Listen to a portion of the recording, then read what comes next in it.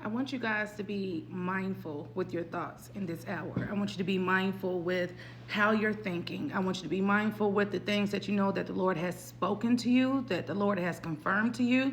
Because as we mature in our walk, God is not going to keep reaffirming and reconfirming and reassuring us, because if He does that, that means it's almost like we need to be patted on the back every time we do something. You know, He is a God that rewards, but I want you to be just mindful of how you're thinking. And I say that because, again, here we go. I'll use myself as an example. This morning, something came and kind of caught me off guard, threw me for a loop.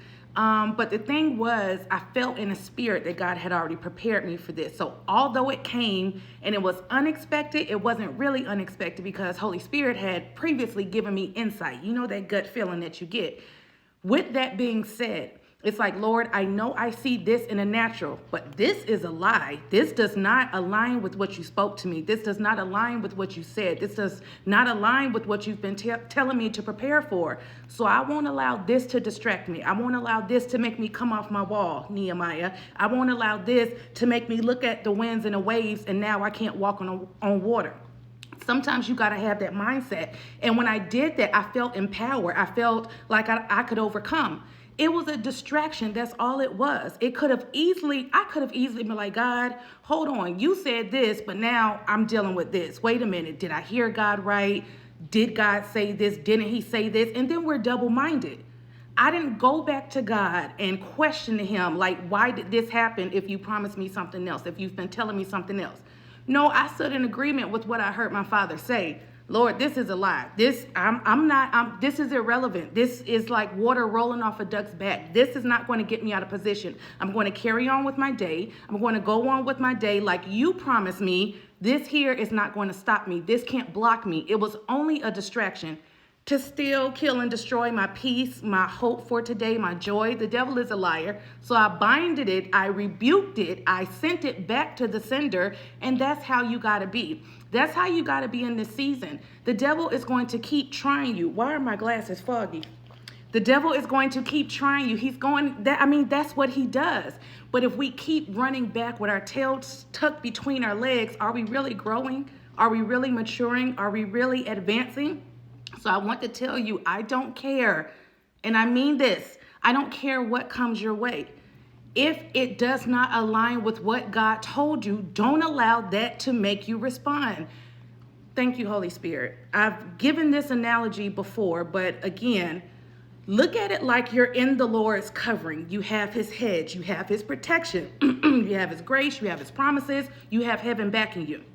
The devil is going to keep, like you have your hedge and the devil is right at that line. There's a fine line drawn in the sand and he knows he can't cross it because you're in the Lord's hedge. You're in His protection. He will keep tormenting and taunting you and doing just little things to mock you, to get you to come step into His lane, to step into His territory. The moment you do that, and then when the devil whoops up on your behind, it's like God is saying, you stepped out of position. You went into the enemy's playing field. You stepped into his territory. So he has legal rights to mess with your mind. He has legal rights to touch the things that I told you were yours because you came out of position. So with that being said, let the devil bark, let him mock, let him throw things, let him have his tantrums, let him do what he's going to do because that's what the enemy does. Don't cross that line. Do not come out of the Lord's hedge.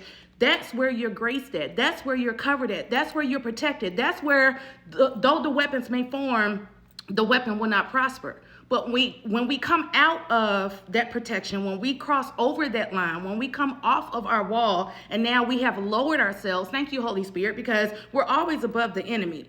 But when we come down, that means we have come down to where He is, and we're no longer in our position. We're no longer where we are supposed to be. So when the Lord is giving us provision, when He's giving us instructions, when He's giving us encouragement, He's giving it to us when we were supposed to be here. The encouragement, provision, the instructions are coming, but guess what? We're not getting them. Why? Because we came out of our position and we got down into the enemy's territory. We got down into the devil's playground. And now we're crying out to God, God, how did I get here? God, the devil is busy. God, the devil is doing this, this, and that. The Holy Spirit's like, where are you, Adam? Where are you? Did you get out of position? Who told you that you were naked? Get back up here where I authorized you to be. I assigned you to be. I anointed you to be. I ordained you to be up here. So I challenge you guys again today on this Wednesday, get back up on the wall. Get back where your Father told you to be. That's where everything that you need is in this place here. But when you come down, we can't go crying back to God about what the enemy is doing because you got out of position. Rebuke the devil. Get back where you're supposed to be. Let him throw, let him mock, let him do what he's going to do. Look down at it, rebuke it, and carry on. Y'all, get in position. Don't get distracted. Now is not the time to drop the ball. Now is not the time to be questioning God. Now is not the time. Lord, I thought you said. We did that all of 2020, 2021, 2022, and 2023. We're in 2024. Many of us, it is time. You are in your promised land. You are arising now in your position, Joseph. The Esthers are arising. It is time for you to do what you've been prepared for. But you cannot keep getting out of position, getting in your feelings, and getting butthurt from these stupid, little, petty, frivolous things that the enemy is trying to do. You have already gotten victory. It's already a fixed fight. Take your power back. Take your authority back and get back to where you're supposed to be.